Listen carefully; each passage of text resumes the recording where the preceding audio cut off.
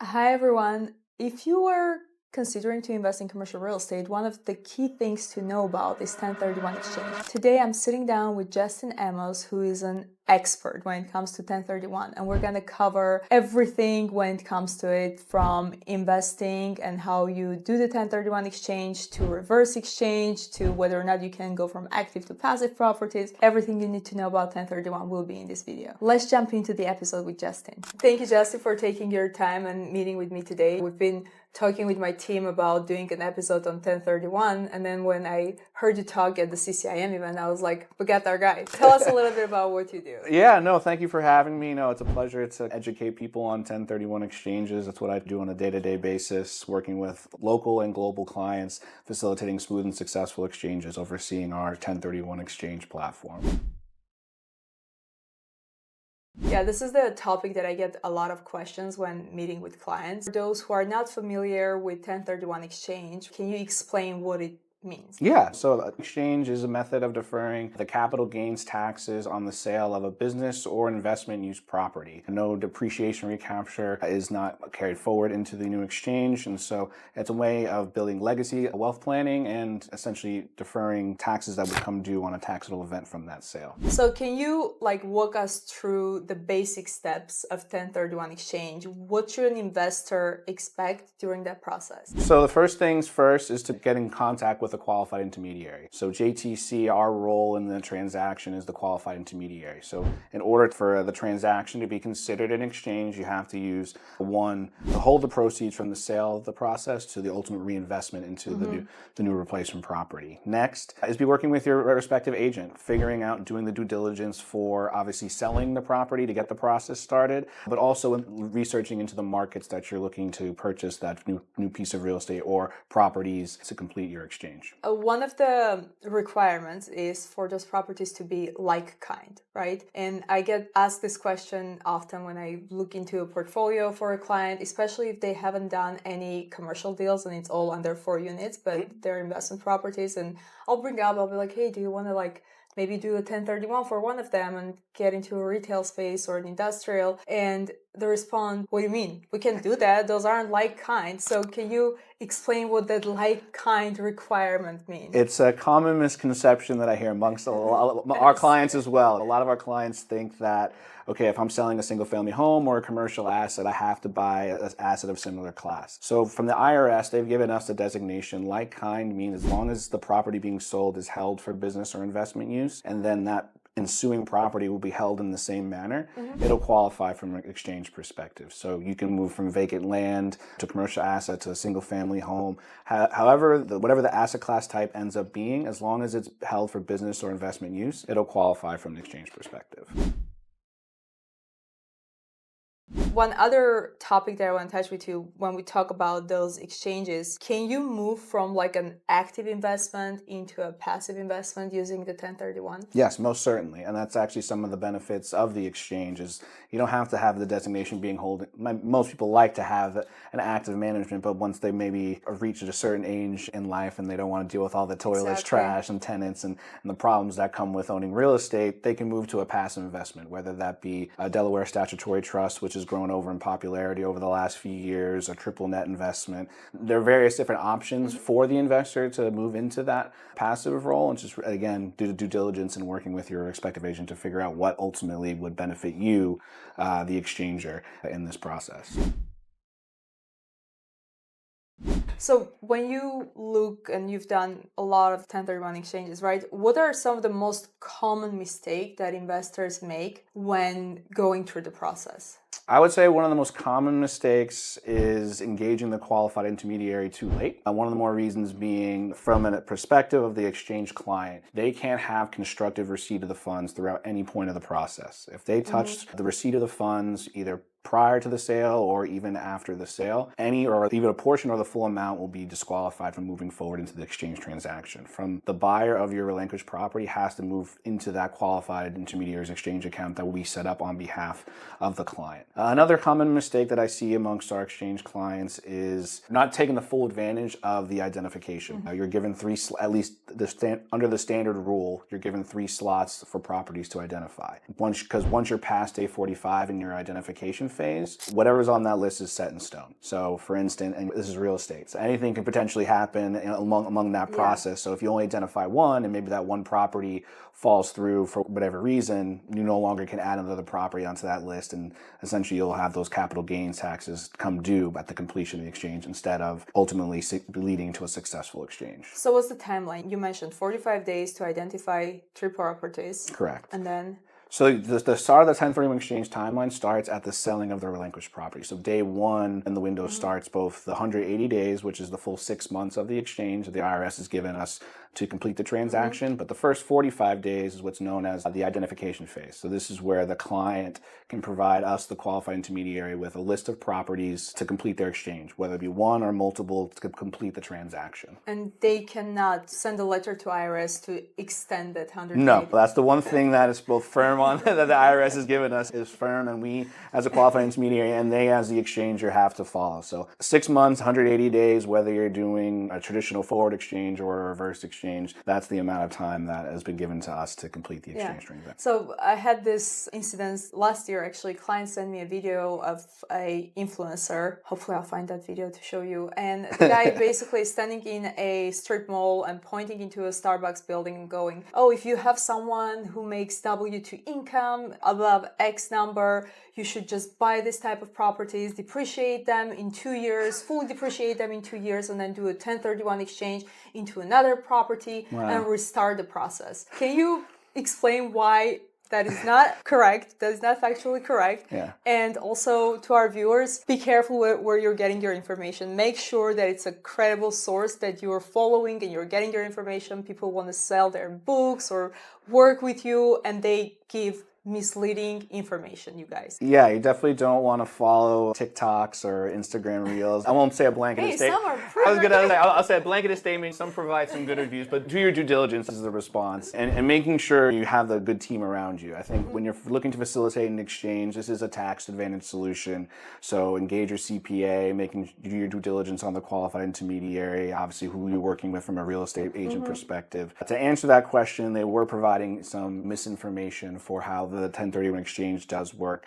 You don't get to restart your depreciation every time you reinvest into a new property. It's depreciation. So if you start with one property, maybe you don't fully depreciate it. Let's give an example. Let's say you bought a $1 million property. Land value is $100,000. That doesn't happen in Bay Area, but $100,000 is the land value. $900,000 is basically the assessment, the building, etc. And you do it straight line depreciation. It's a residential building, 27.5 years, right? So you hold it for 10 years. And now you are selling it and you're going to invest into a $1.5 million property for, let's say, land value is the same, 100,000. How much do you actually can depreciate from that new property? I can pull up my calculator to do a quick math. In the sense, what you're looking to do is if you've appreciated over the 10 years and you still have a factoring about 17.5% appreciation to carry over, that is what you can to start depreciating as a calendar in that new property. You depreciated $330,000, right? Correct, in 10 years. So in the new property, the $100,000 for land value, you cannot depreciate that. Correct. So you can only depreciate 1.5 million minus that number. Correct? That is correct, yeah. I really hope that this will help a lot of people who are confused on how 1031 works and are watching those videos that tell you that, oh, you can just restart the clock and teach them that's not accurate. But it is applicable, right? When we were talking about like kind and potentially moving from vacant land and not a non-depreciable asset into a commercial asset, that is a benefit of the exchange because you're now having the ability to start that depreciation calendar. But it's not something that just continually fresh starts every time you do an exchange. It's a carryover depreciation for once you start. So you mentioned businesses as well, right? You can do a 1031 for your business. So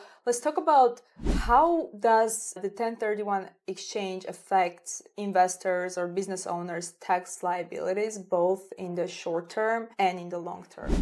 So the nice part about a 1031 exchange is that, whether, as long as you're a U.S. paying taxpayer, you can leverage the platform. So whether you hold the property as an individual within an LLC, a corporation, or a REIT, you can take advantage of the exchange platform. Now, there do come with certain regulations for how to facilitate an exchange. I'm sure many of your clients may see they own it in an LLC or in a partnership. When it comes time for that taxable event they're looking to sell, each have their own maybe interest for what they're looking to do. Some may want to do an exchange, some may just want to cash out. So advanced tax planning is always important, because with the exchange, the same tax-paying entity that's doing the selling has to be the one doing the purchasing. So, taxpayer continuity. And in a case for an LLC, the LLC is considered the taxpayer, as you probably know, but the members themselves are not considered taxpayers. So in order to receive benefit individually, they would have to structure what's either called a swap and drop or a drop and swap, depending on the order of dissolving the LLC. Most people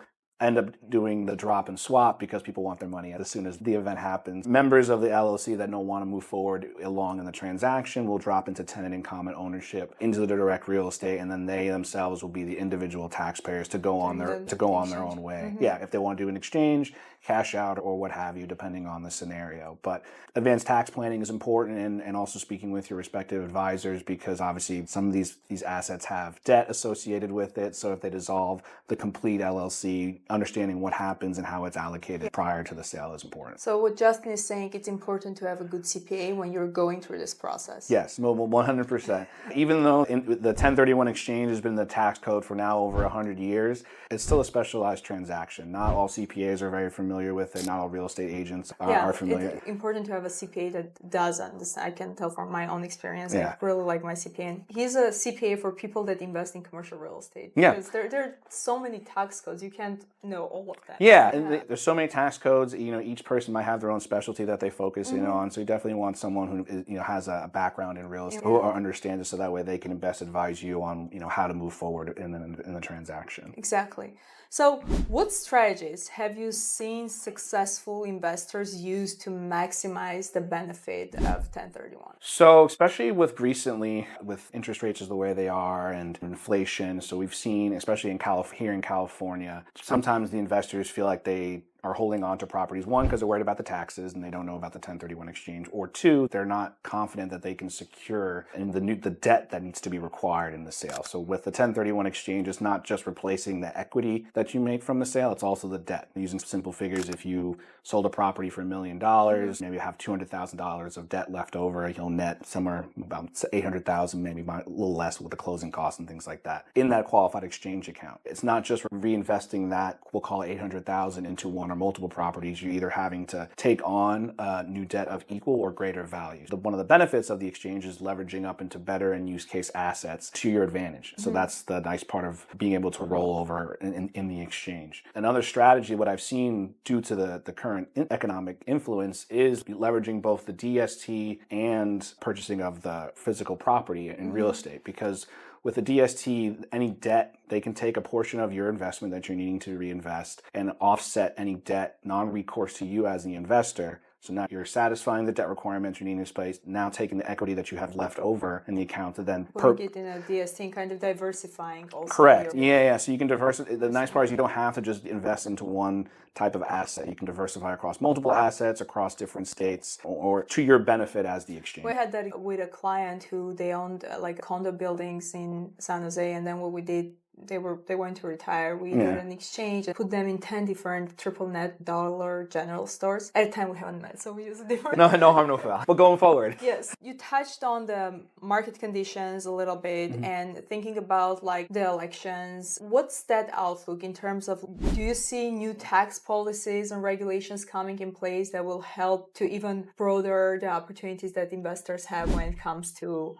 doing exchanges? I don't foresee any new tax regulations, but I don't foresee anything that's going to harm the 1031 exchange. Yeah. I know over the last few years, and especially 4 years ago, they were trying to get rid of it, or at least try to completely eliminate, or at least put a cap to the tax deferral benefit that you can leverage for the exchange. Kind of similar to the 121 exemption, they were looking at 500,000 as the cap. Fortunately, none of that has passed, and I don't foresee that becoming in with the new regime taking over. I don't foresee 1031s being touched. Myself and JTC, we have a representation on the government's committee at the Federation of Exchange of Accommodators, which is our national association. So I'm always up to date on if anything's going to come into the pipeline that potentially could be at harm, and also lobbying on Capitol Hill to ensure that the 1031 stays the way it does. Yeah. Because if it goes away or is even capped, it's going to be a standstill for people holding people are going to hold real estate longer than they potentially currently do. And I feel like from the way I think about it, right, when you own a real estate and you invest in real estate, you take on more risk rather than if you were just buying stocks in the stock market, right? So there has to be some advantages and incentives for you as an investor when you're making a decision to do one or the other, right? And 1031 is a big part of that decision that people consider when deciding what to do. I bring this up often with my clients, especially when they've been investing in the stock market, they never invested in commercial real estate, and now they're thinking about diversifying their portfolio, etc. Like I think it's great that it exists, and that's one of the reasons why America is so great, because we give investors opportunities, right? It's out there, asking the right questions of your tax professionals, of your agents, and I think what gets lost, the conversation of it being like a loophole that the rich and the large corporations do to take advantage of it. More often, the clients that we work with are just local mom and pop, and then they have a small portfolio of real estate that they've built and just want to accumulate and develop legacy wealth planning.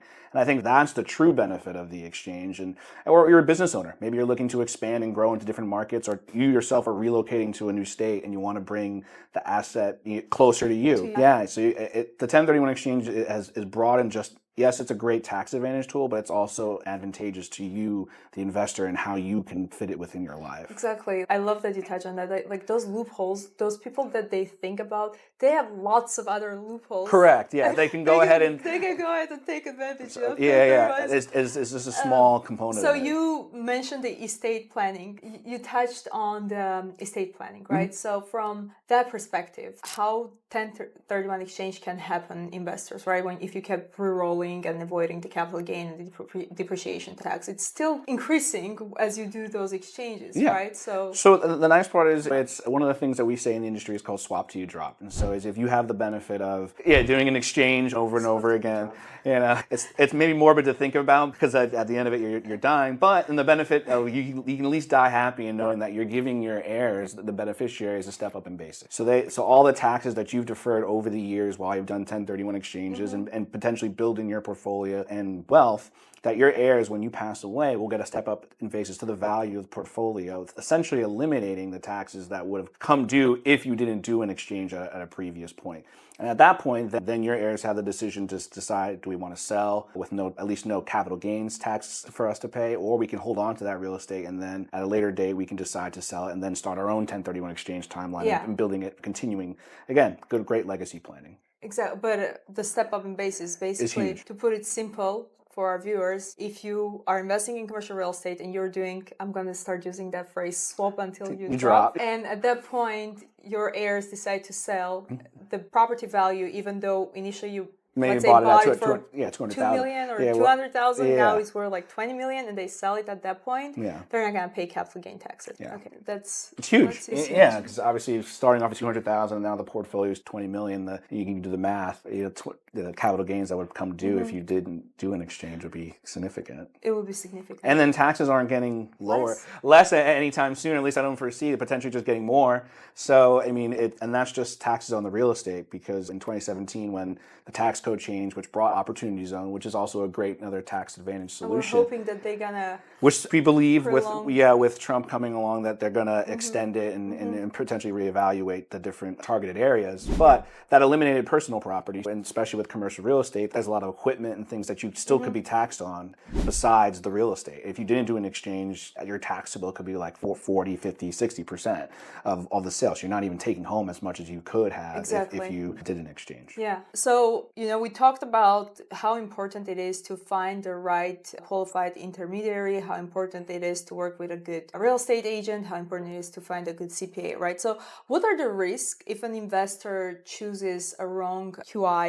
to support them during this process? I think what maybe your viewers might be surprised to hear is that the qualified intermediary industry is still an unregulated industry. So there's not a set rules or regulations that each QI needs to follow to be a qualified intermediary. All that the IRS is given as a subset is that they have to be third party to you, the exchanger in the transaction. So technically, you could reach out to your neighbor if you're selling a process, and you can ask them, hey, can you hold $1 million worth of proceeds in your account? As long as I'm not touching it, and then when I can come to you and you can purchase that property, it can be considered an exchange. I don't know how well you trust your neighbor, but I wouldn't give them $1 million plus dollars worth to sow. And that's just one case in point. Some QIs still commingle funds, so they're just pooled at a lump account of other people's money. They're not just associated. In 2008, there was a lot of QIs that were running Ponzi schemes, putting them in liquid accounts and things like that. So doing your due diligence, asking the questions, how's the money being held? Where is it being held? Do you have a CES on staff? JTC, we do. Our Director of Client Services is one. And then myself, I'm hoping to get a designation next year. So I've worked at JTC enough to earn that, which will be exciting. What was the name of the designation again? CES, so Certified Exchange Specialist. Okay. There's about 115 in the nation, I think. Wow. So it's very small group, and we have one of them on staff. And then our in-house general counsel, just a couple doors down, has been working at a QI for about 20 years. So she's able to opine on situations that may be a little bit more complex that your local institutions might be able to. Obviously, we're facilitating exchanges nationwide and globally and dealing in different jurisdictions, especially on the global front. So being able to advise and ensure things are meeting the exchange guidelines is important, because if you don't, but if you're either backdating information, because we're talking about the 45 days in 180 days, we've had clients who've worked with QIs that tell you like, oh, we've submitted the 45-day form maybe on day 48 and the QI just signed off on it. If the company themselves were to get audited and the client themselves were to get audited, not only will the capital gains taxes be due that they did to complete the exchange, they'd also have to pay penalties from the IRS. It can be very expensive to make a wrong choice. I was going to say, it could be very expensive to make a wrong choice. I think that's a long-worded answer for what I was going about it, is that it's very important to ensure that you're working with somebody who's going to give you good advice, but making sure that their processes themselves are protected. So you talked a little bit about the fact that you do exchanges also globally, right? JTC does explain. How does that look like? Let's say I have a condo here in San Jose that I'm renting out, and then I want to buy one in Dubai. Can I do that? You can't cross international borders with an exchange. So rule of thumb is domestic to domestic, foreign to foreign. So in theory, so you could sell this property here in San Jose, pay the capital gains, use those proceeds, purchase a home in Dubai or a condo in Dubai. And then later down the line, if you want to do an exchange, you can sell that Dubai property and reinvest anywhere in the world except back here in the United States. So going back to that like kind, the way the IRS defines it is because it's foreign to foreign, so it's a foreign asset, it has to be reinvested to a foreign asset. Correct, yeah. So and then here in the United States, a domestic asset to a domestic asset. That's fair. I understand why they wouldn't want to. I mean, to me, still, I don't get why the IRS wouldn't want to bring more money back into the States. But if they were selling a foreign asset to reinvest back here, you got to stick to the rules that have been outlined. It would also help a lot of like foreign investors who move to United States to be able to take advantage of this. But on the other hand, then they avoid paying taxes locally, and then because often we could have an hour conversation. Yeah, just on that itself. Let me see what else. I'm trying to think what we didn't touch on when we talk about 1031 exchange. Oh, we did. I don't think we talked about the reverse exchange. No, and as the name might allude to, the most commonly used 1031 exchange is called the forward exchange or delayed exchange, and it really just operates as a selling transaction and then buying, with the QI acting as the placeholder in between. The reverse exchange, as like I said, the name might allude to, happens in reverse order. So clients are purchasing the replacement property first and then selling. Same timelines as the traditional forward. The only difference is that the 45 days is you're just identifying the properties you're looking to sell to tie into the reverse exchange transaction. Yeah, it's more risky because you might not be able to sell it in 45 days. days. Correct. Yeah. So you might not be able to sell them, I guess, in the six or so. I guess the benefit to you as an exchanger, and especially in the market that we're in currently, is they're interested in maybe selling their property over the next few months, and maybe they found that property that would be perfect that they would want to exchange for, but they haven't sold yet or received the proceeds. So the reverse exchange does give you that benefit. And they have 180 days to sell the property. And some people feel more confident that I can sell my property in 6 months, but I know that replacement property is not going to be there. Come time when I want to sell. There's a little bit more complexities involved in more risk to the qualified intermediary, our role, because we actually step into the line of title. We'll create a single member LLC that hasn't been affiliated to any transaction associated with you. That entity will step in as the sole member to complete the purchase and hold title of that replacement property until you're able to sell. If you're following along, So you as a QI are the ones that creating the LLC and buying the property. That's correct. And holding the title. Correct. Until they can sell. But then that means that the investor, they need to have funds, right? Correct. To buy the property. So either that's correct. So either they themselves would lend that entity those funds for the purchase, or they would work with a lending corporation to secure the funds needed to make that purchase. And the benefit of the exchanger is if they did it with their own capital, which kind of sounds like illegal in a way, but they'd be essentially paying themselves back when they complete the exchange. So if they had their own capital, because an exchange hasn't been done, right? So they themselves were the lender and they are just paying down their equity. So when they sell, the funds would flow through for the purchase of the property. So we'll transfer title over to the exchanger, and then they themselves get the money that they've lent the entity. To themselves. Correct. Oh, that's interesting. If you're cash positive and you have the ability to secure the property up front and whole, it can be an advantageous situation to yourself. And from a lending standpoint, it really ends up being just a short-term hold. So either you're paying down the full amount of proceeds in full, or transferring a portion of that whatever remaining debt to the exchanger at the completion of the transaction. Oh, that's really cool. Now, a lot of properties, they are in trouble because when they bought those properties, the interest rates were lower, and now they need to refi, because commercial, our loans are like 7 years. Yeah, 7 years. Typically, yeah. So for people that I bought a property today, how long do I need to hold on to that property until I can do a 1031 exchange? It's a great question. So your CPA and then a real estate attorney, for good measure, will tell you should probably hold the property for 1 to 2 years to build an audit case. Now, the IRS hasn't given us a direct line in the sand for how long someone should hold for it. They look at what's called the intent. If my intent was to hold it as a long-term hold for business, that they'll exceed it. Now, your CPA and attorney will have to defend that intent, because fix and flips don't work as an exchange property. People are like, oh, it's an investment property, but your intent was to sell it quickly. It has to be held for business or investments. Now, I say the Godfather offer, right? So you purchased a property with the intent of holding it for maybe 1 to 2 years or even longer than that. Someone knocks on your door and says, I want to buy it for double what you bought it, because they just really like the land or the location or what have you. The IRS is not going to tell you that you only held it for 5 months, that you can't do an exchange. As long as you build the case, you show that you rented it out, and you have a good audit trail, you'll work well. Yeah, so as long as you can explain that your intent was a long-term hold, correct, you're good. Yeah. And then fix and flips, they don't work. No, so fix and flips don't work. There's no way to go around it. Yeah, no way. Yeah, no. I guess it could be a long-term development. Like, again, that's something for your CPA to discuss how they can defend it. We, as a QI, are going to give you the best practices and best advice to facilitate the exchange. What advice, let's say, to wrap this up? I feel like we covered a lot when it comes to 1031 exchange. To kind of wrap this whole episode, what advice would you give to someone considering their first 1031 exchange? Start early. If you're having the thought of, it's never not too early process to start thinking exchange. I work with clients that are thinking about selling their property in the springtime of the following year. Doing your due diligence gives you the most advantageous situation you're going to put yourself into to facilitate the exchange, because 45 days and about a month and a half goes pretty quickly.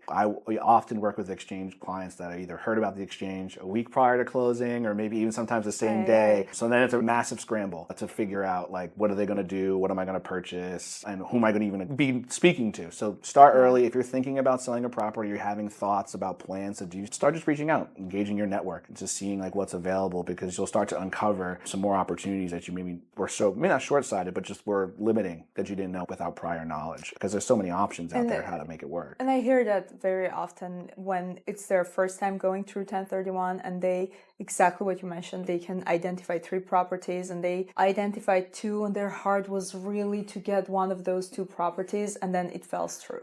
Yeah. To your point, it's really important to work with an agent that understands this process, work with a good qualified intermediary, and work with a CPA in a timely manner. Yeah, as like with anything, right? A good team that supports you is ultimately going to lead to success. If you're leveraging your resources available, the only, in theory, it should only bring to you positive outcomes. Yeah.